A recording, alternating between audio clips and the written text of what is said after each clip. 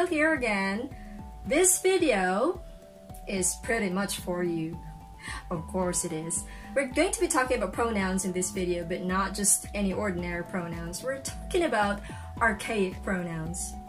Sounds Greek. Archaic. So these are the pronouns that you usually see in classic poetry, like that of Shakespeare, Edmund Spenser, the classic poems. Not just pronouns actually, you'd see some archaic words. These words are not used anymore today, but you still see them. There are still other people who use them because they still have not lost their classic elite taste. So here I'm going to present to you a matrix on pronouns. But I'm not going to talk about personal pronouns. I'm just showing you the corresponding archaic pronouns to the modern pronouns. Here it is. Okay, so now observe it.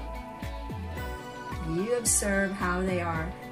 Hopefully this matrix can assist you in times you encounter these pronouns in your reading texts. Let me begin with the nominative pronouns. These are pronouns that are used as subjects in a statement, in a sentence, in a line. So if they're used as a subject, or if this pronoun substitutes a subject, then it is a nominative pronoun. Let's get to know them one by one. Thou. Thou. Let me read the line for you. How it hurts when thou doth all that thou can. In thy mother's eyes, thou art but a botch. That's a bit sad. Yeah, thou there is used to substitute or say you. Subject you. So in plain text, that statement would read as, how it hurts when you do all that you can. In your mother's eyes, you are just a botch. So that's the corresponding plain text for thou.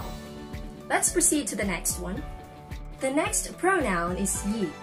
Let me read the line for you. Gather ye rosebuds while you may. Old time is still flying.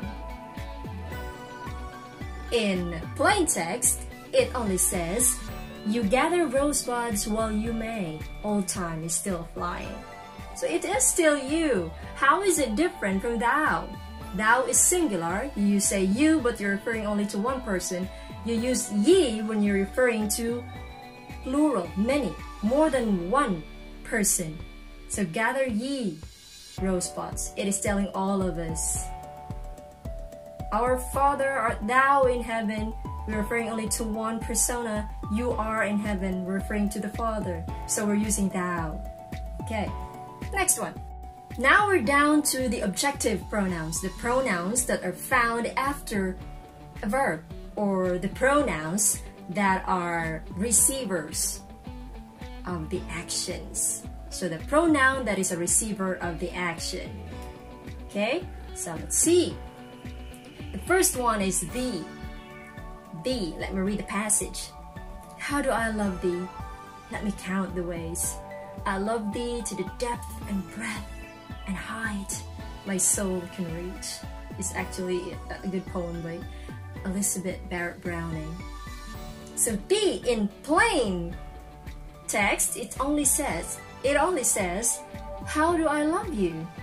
Let me count the ways. I love you to the depth and breadth and height my soul can reach. You. So you, it's still you. So there are many yous now. So thou is still you, thee is you, ye is you. What's the difference again? Thou, if you are using it as subject and refers to one person. Ye as subject but referring to many. Thee is you, but is found after the verb or receiver of the action, the receiver of the verb. Okay? So you do not say, I love thou. You say, I love thee. You take that line as an example so that you would be reminded. You say, I love thee, but not I love thou. You see? Now for the possessive pronouns. Yeah, I've talked about possession in my other videos. So ownership. possession, ownership. Possessive, we have thy. Thy vows are all broken, and light is thy fame. Thy there, in plain text, that means only your vows are all broken, and light is your fame. See, it's your. Thy means your. Thy love, your love. See, thy love, your love. Next, for possessive is thine. Thine. Let me read the text. Drink to me only with thine eyes, and I will pledge with mine. So thine, in plain text, it says, drink to me only with your eyes, and I will pledge with mine.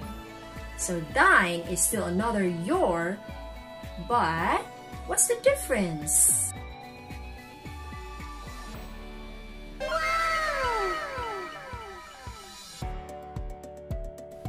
There are also compound personal pronouns, so you could use thy and add self, thyself. To know thyself, to know yourself. I think that's the only compound pronoun for archaic that I know. Well, if there are more, then that means I don't know really much. Alright, so let's try if you could write the correct archaic pronoun to complete these lines. Let's begin. Here's the answer.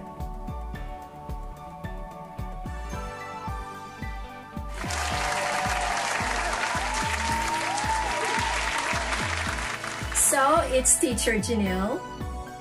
Well, I hope you're having fun with the archaic pronouns that's going back in time. But mind you, they are very useful, especially those with poetic tongues. If you are in the mood for poetry, you could use one or two of those archaic pronouns and you would sound classic and even artistic. So I'd say ta-ta for now. Bye-bye.